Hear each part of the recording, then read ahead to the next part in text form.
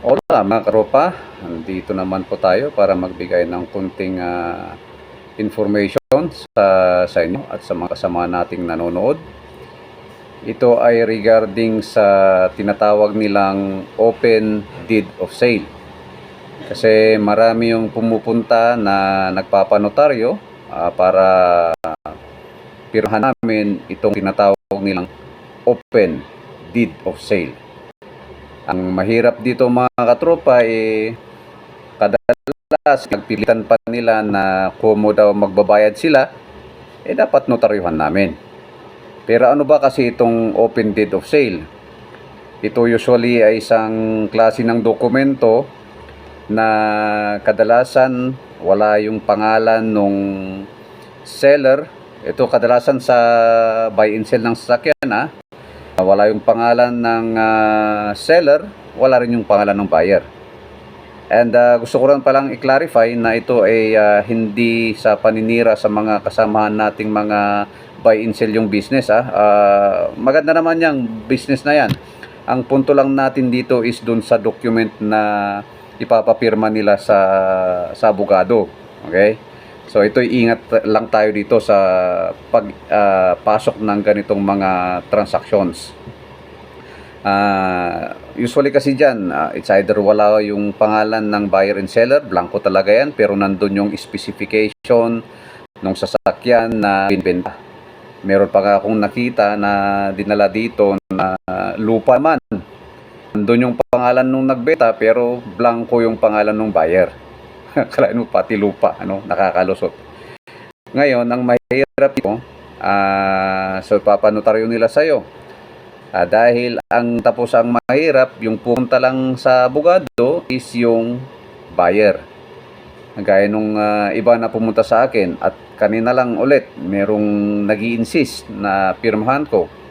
Ito is allegedly the final buyer. Kasi ang nangyari kasi dito, merong original na seller, siya yung talagang registered na owner ng sasakyan. Ngayon, kinuha ng isang ahente, meron lang pinirmahan yung original owner na pumirma siya doon, nilagay yung ID niya and 3 signatures. So ipapasa naman yan kung sino ang willing na bibili. Ngayon yung final buyer, siya naman ngayon ang kung gusto niyang i-transfer sa pangalan niya, kailangan kasing manotaryuhan yan. Manotaryuhan yung deed of sale na yan. Ang problema nga is wala yung buyer. Kaya namin hindi pinipirmahan, especially for us na mga lawyers na gustong pangalagaan ang aming lisensya as notary. Meron kasing acknowledgement, meron kasing tinatawag na acknowledgement doon sa baba ng deed of sale na sinasabi doon na yung dalawa na yon, yung buyer and seller, personally appeared before us.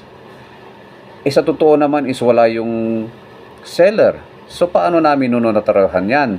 So parang magsisinungaling kami doon. So yun ang ayaw naming pirmahan dahil hindi nag-appear yung seller. And paano kung ang nangyari is patay na pala yung seller at the time na nakuha nung final buyer. Then later on merong magko-complain, paano nabenta nung seller na yan sa'yo?